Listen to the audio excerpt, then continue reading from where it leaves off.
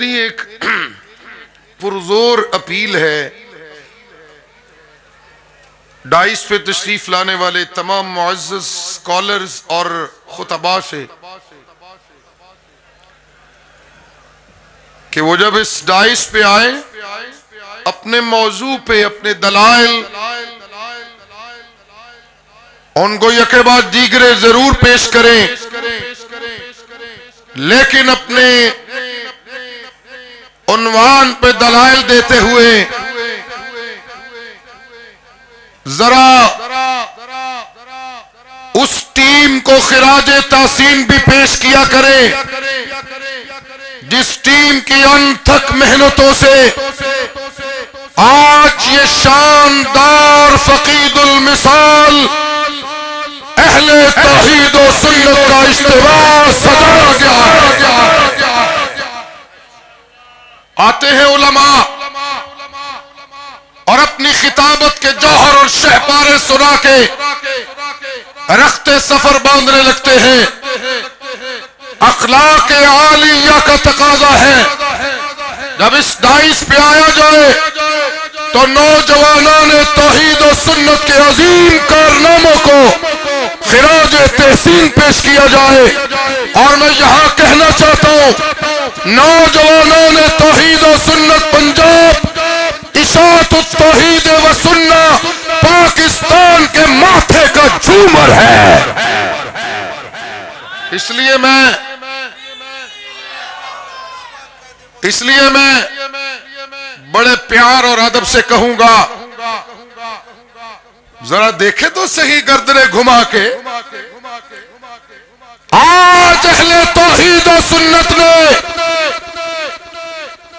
ایک بار پھر یہ اعلان اور اظہار کر دیا ہے کہ اشاعت التوحید و سنت کے غیور کارکنان مشائخ جمعیت کے منہج پہ کام کرنے والے توحیدی شیروں کے ساتھ ہیں۔ آپ لوگ ساتھ ہیں نا؟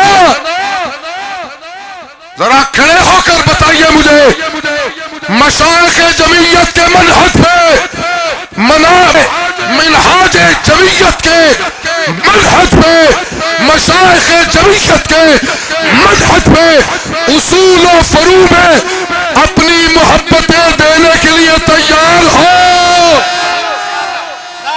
بہاری قدم بڑھو، سید شفا قدم بڑھو، سید شفا قدم بڑھو۔ اب راج کرے گی، اب راج کرے گی انشاءاللہ۔ مجھے جو کمی محسوس ہوئی بس کریں نہ کریں یار۔ سید شفا قدم بڑھاؤ، ہم نہیں رب تمہارے ساتھ ہے۔ سید شفا قدم بڑھاؤ، سید شفا قدم بڑھاؤ، سید شفا قدم بڑھاؤ۔ میں نے جو کمی محسوس کی میں نے اس کا اظہار کیا۔ تشریف رکھیے آنے والے خطباء ہماری آنکھوں کا تارا ہے، ہماری آنکھوں کا نور ہے، لیکن خدا را یہ سٹیج سجایا ہے نوجوانان توحید و سنت نے۔ اس لیے نوجوانان توحید و سنت کا تذکرہ کشادہ چشمی سے کیجئے، وسیع النظری سے کیجئے اور محبت کے انداز سے کیجئے۔ آئیے میں آپ کو تعارف کرواؤں ایک اور اسد جماعت سے نوجوانان توحید و سنت کا تربیت یافتہ اشاعت التوحید و سنت کے مشائخ کا کی عالمانہ روش کا سچا وارث مناصر اسلام علامہ مطیع اللہ راشد نحمده ونصلي ونسلم على رسوله الكريم اما بعد اعوذ باللہ من الشیطان الرجیم بسم اللہ الرحمن الرحیم ولا تقولوا لمن يقتل في سبيل الله اموات بل احياء ولكن لا تشعرون صدق اللہ العظیم۔ نبی مکرم صلی اللہ علیہ وسلم نے حضرت ابو بکر رضی اللہ تعالی عنہ کے متعلق فرمایا تھا کہ ابو بکر تیرے احسانوں کا بدلہ قیامت کے دن تجھے تیرا اللہ ہی عطا کرے گا۔ حقیقت یہی ہے، حضرت شاہ جی محترم جس قدر محنت کر رہے ہیں اور کر چکے ہیں، اور پورے ملک میں خصوصاً پنجاب میں جتنے نوجوان تیار ہو چکے ہیں، جتنی نیکیاں اور احسان حضرت شاہ جی کے ہم پر ہیں، ہم بھی یہی کہتے ہیں کہ شاہ جی اور ان کی پوری ٹیم کو قیامت کے دن ان نیکیوں کا بدلہ اللہ ہی عطا فرمائے گا۔ میرے عزیز بھائی، آپ جس جماعت کے ساتھ تعلق رکھتے ہیں، نوجوانان توحید و سنت، ہمارا موقف واضح ہوتا ہے، منافقت نہیں ہوتی، ہم اپنے موقف میں دجل نہیں اپناتے، دو لفظی بات ہماری ہوتی ہے، لیکن جو دوسرا فریق ہوتا ہے، ہمارا یہ تجربہ ہے، عام طور پر وہ اپنے موقف میں منافقت کرتا ہے اور دجل اختیار کرتا ہے، حقیقت لوگوں کے سامنے ذکر نہیں کرتا، اسٹیج پر بات اس کی اور ہوتی ہے، عقیدہ اس کا اور ہوتا ہے۔ میں 3 مثالیں آپ کے سامنے ذکر کر رہا ہوں۔ پہلی بات ہے، ہمارا موقف ہے علم غیب کے معاملہ میں۔ علم غیب، قل ما کان ما یکون، ذرہ ذرہ، لحظہ لحظہ، پتہ پتہ، قطرہ قطرہ، تنکا تنکا، شے شے، اس کا علم صرف ایک اللہ کی ذات کے پاس ہے۔ اس وصف میں نہ کوئی نبی، نہ کوئی ولی، نہ کوئی پیر، نہ بزرگ، نہ علی، کوئی بھی اللہ کا شریک نہیں۔ ہمارا واضح موقف ہے، اور اس موقف پر ہمارے پاس 20 دلائل قرآن پاک میں موجود ہیں۔ قُلْ لَا يَعْلَمُ مَنْ فِي السَّمَاوَاتِ وَالْأَرْضِ الْغَيْبَ إِلَّا اللَّهُ، کہہ دے آسمان اور زمینوں کا غیب صرف کس کے پاس ہے؟ اللہ کے پاس ہے۔ اور جو بریلویہ ہیں، ان کا عقیدہ یہ ہے، ذرہ ذرہ، لحظہ لحظہ، قطرہ قطرہ، اس کا علم اللہ کے پاس، نبیوں کے پاس، پیروں کے پاس، بزرگوں کے پاس، ولیوں کے پاس ہے۔ ان کا یہ نظریہ ہے، ان کی کتابوں میں لکھا ہوا ہے۔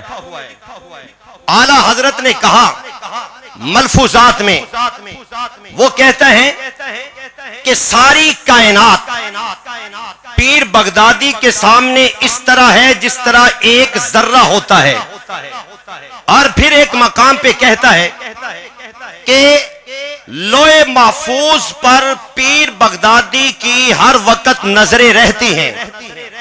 ان کا یہ موقف ہے، ان کا یہ نظریہ ہے، اور یہاں تک عقیدہ ہے، نعوذ باللہ جو اللہ نہیں کر سکتے وہ پیر بغدادی کرتا ہے۔ ملفوظات میریا، پیر میر علی شاہ کی کتاب ہے، اس کے صفحہ 9 پر کہتا ہے کہ شیخ اکبر علی عرب کا بیٹا تھا، اور علی عرب یہ اولاد سے محروم تھا، اور یہ مختلف جگہوں پہ جاتا رہا، اولاد نہ ہو سکی۔ بالآخر یہ پیر بغدادی کے پاس گیا، پیران پیر رحمت اللہ تعالی علیہ کے پاس گیا، اور جا کر کہا کہ حضرت میرا اولاد نہیں ہے، میں اولاد کا متمنی ہوں۔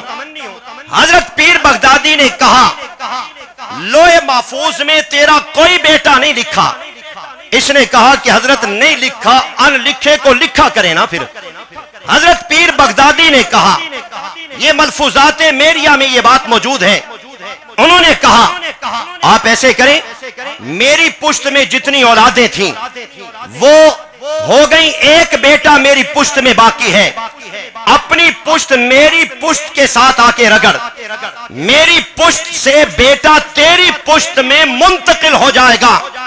ان کا یہ عقیدہ ہے کہ پیر اس طرح اولادیں دیتے ہیں، اس طرح بیٹے دیتے ہیں، اور یہاں تک ان کا نظریہ ہے رب کائنات کو پکارنا خالص، یہ کہتے ہیں یہ جہالت ہے نعوذ باللہ، اس وقت تک رب نہیں سنتا جب تک پیروں کو نہ پکارا جائے۔ ملفوظات میں اعلیٰ حضرت نے لکھا ہے، وہ کہتے ہیں ایک حضرت جنید بغدادی رحمت اللہ تعالی علیہ، وہ جا رہے تھے دریا میں، ان کا ایک مرید ساتھ تھا، اور جنید بغدادی کہہ رہے تھے اللہ اللہ، تو جنید بغدادی کا مرید کہتا ہے حضرت میں بھی آپ کے ساتھ دریا پار کرنا چاہتا ہوں، میں کیا کہوں؟ انہوں نے کہا یا جنید بول۔ او جنید بولتا رہا، اور اس نے دیکھا کہ پیر صاحب تو اللہ کو پکار رہے ہیں، میں جنید کو پکار رہا ہوں، میں بھی اللہ کو پکارتا ہوں۔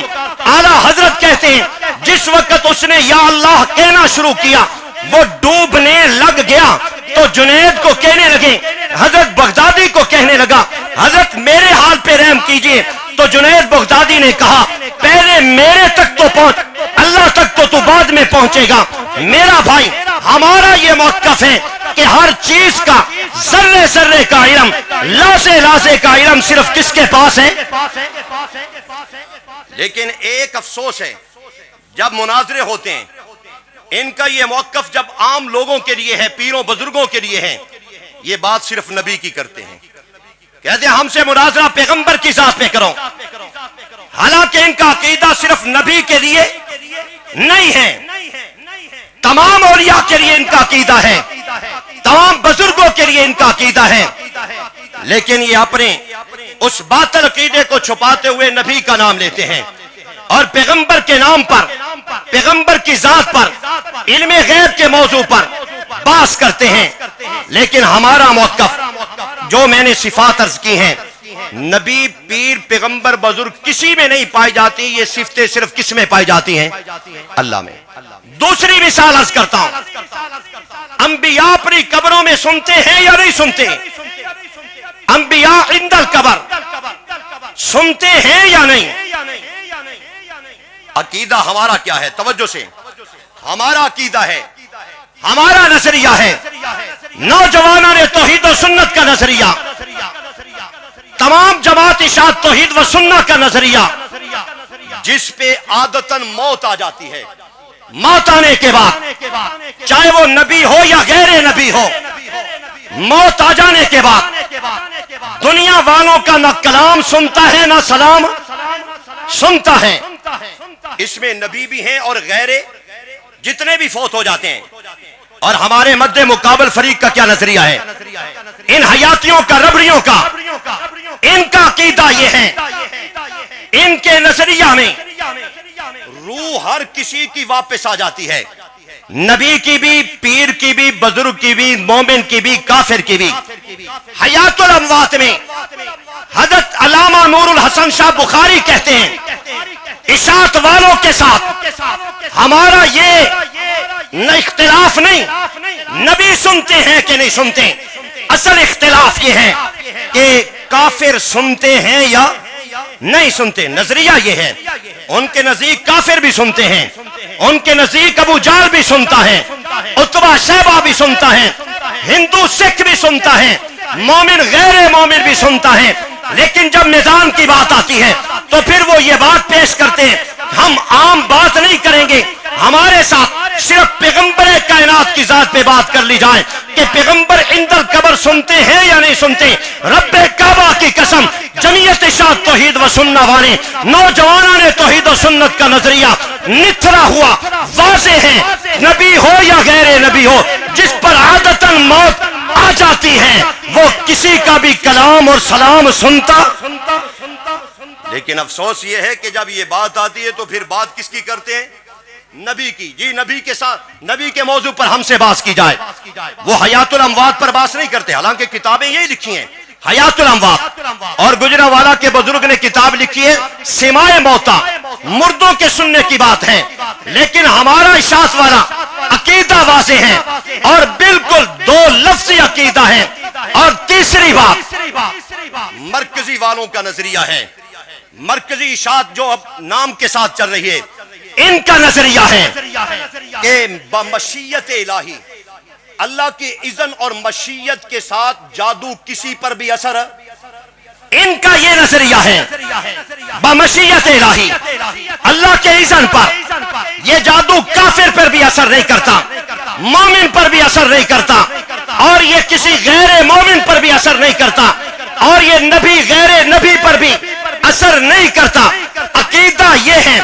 ان کے مقابلہ میں اہل و سنت کا نظریہ، جمعیت اشاعت توحید و سنت کا نظریہ، اس اسٹیج پر کھڑے بیٹھے ہوئے علماء کا نظریہ یہ ہے کہ اللہ کی مشیت پر، اللہ کے اذن پر، اللہ رب العالمین کی قضا پر، اللہ کے حکم پر جادو اثر کرتا ہے، نبی پر بھی اور غیر. تو بات سمجھ رہے ہو؟ ان کا وہ نظریہ اور ہمارا یہ نظریہ ہے. یہ مشیت الہی کے منکر ہیں، اللہ تعالیٰ کی قضا کا انکار کرتے ہیں. ورنہ قرآن کے صاف لفظ ما ہم بزارین بہ من احد الا باذن اللہ. یہ جادو اثر کرتا ہے باذن اللہ، اللہ کے اذن پر، اللہ کی قضا پر. یہ پہلے پارے کی آیت ہے. کون کرے گا اس کا انکار؟ اللہ کے اذن پر یہ جادو اثر کرتا ہے. رب کا قرآن کہتا ہے اور قرآن پاک میں موجود ہے ما کان لنفس ان تؤمن الا باذن اللہ. بلکہ ہمارا یہ عقیدہ ہے دنیا میں جتنے افعال ہیں، جتنے کام ہیں، یہ سارے کام از خود نہیں وجود میں آ رہے، یہ وجود میں تب آتے ہیں جب اللہ کی مشیت ہوتی ہے. اللہ کی مشیت ہوتی ہے تو یہ چیزیں وجود میں، اللہ کی مشیت پر کفر وجود میں آیا، اللہ کی مشیت پر ایمان وجود میں آیا، اللہ کی مشیت پر. بلکہ عقائد کی کتابوں میں یہ جملہ تمہیں لکھا ہوا نظر آئے گا. علماء تشریف فرما ہے واللہ تعالی خالق لافعال العباد کلھا، کہ اللہ تعالی سارے بندوں کے سارے افعال کو پیدا کرتا ہے. اگر کوئی زنا کرتا ہے تو یہ فعل بندے کا، خالق پیدا کرنے والا رب ہے. اگر ایمان ہے پیدا کرنے والا رب ہے. اگر معصیت ہے پیدا کرنے والا رب ہے. اگر کوئی اس کفر ہے پیدا کرنے والا رب ہے. ہمارا تو یہ نظریہ ہے کائنات کی کوئی چیز ہل بھی نہیں سکتی جب تک اللہ تعالیٰ کی مشیت اور قضا ساتھ نہ ہو. ہمارا یہ نظریہ ہے. قرآن پاک بھرا پڑا ہے. اللہ کہتا ہے ما کان لرسول ان یاتی بآیۃ الا باذن اللہ. کوئی نبی نہیں لا سکتا کوئی بھی معجزہ مگر الا باذن اللہ. کس کی اجازت کے ساتھ؟ اللہ کے اذن کے ساتھ، اللہ کی اجازت کے ساتھ. میں یہ بات کہنا چاہتا ہوں، آپ یہ بات جان کر جائیں، ہر کسی پر بمشیت الہی جادو اثر کر سکتا ہے. جادو خود نہیں اثر کرتا. جس طرح ایک زکام بیماری ہے اور بخار بیماری ہے، اسی طرح جادو بھی ایک بیماریوں میں سے، یہ بھی ایک بیماری ہے، یہ بھی ایک بیماری ہے مرض من امراض الابدان. لیکن یہ بات یاد رکھیے، نبی کے وجود پر وہ جادو ہو سکتا ہے یا نہیں ہو سکتا، ہم اس کو موضوع نہیں بنانا چاہتے. اگر کوئی کہتا ہے نا کہ نبی پاک علیہ السلام کے وجود پر جادو نہیں اثر کر سکتا، ہم اس کے ساتھ مناظرہ نہیں کرنا چاہتے، ان کے ساتھ بحث نہیں کرنا چاہتے.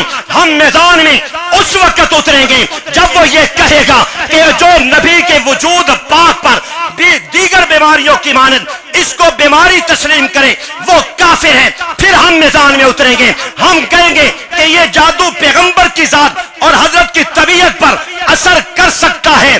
کیا یہ عقیدہ ہم سب کا، صرف اشاعت کا عقیدہ نہیں ہے. اٹھائیے علامہ ابن حجر کی کتاب فتح الباری، ابن حجر کا یہ نظریہ بیان کیا ہے. علامہ عینی نے عمدۃ القاری میں یہ نظریہ بیان کیا ہے. حضرت علامہ کستلانی کرانی نے یہ نظریہ بیان کیا, خلیل احمد سہارنپوری نے یہ نظریہ بیان کیا, اور مولانا قاسم ننوتوی نے یہ نظریہ بیان کیا, حضرت امام بخاری نے, امام مسلم نے, امام ابو داود نے, امام نسائی نے, ابن ماجہ نے, یہ بڑے بڑے ائمہ نے یہ نظریہ بیان کیا. اگر تو یہ کہے گا کہ اس نظریے کا مالک کافر ہے, ان سب کو کافر کہنا پڑے گا. حال یہ کہ ہماری جماعت کے روح رواں, ہماری جماعت کے جید عالم دین, سند المحدثین حضرت قاضی سعادت قاضی شمس الدین نور اللہ مرکزہ, الہام المسلم, مسلم کی شرح, اس میں انہوں نے یہ بیان کیا کہ پیغمبر کی ذات پہ جادو ہو سکتا ہے.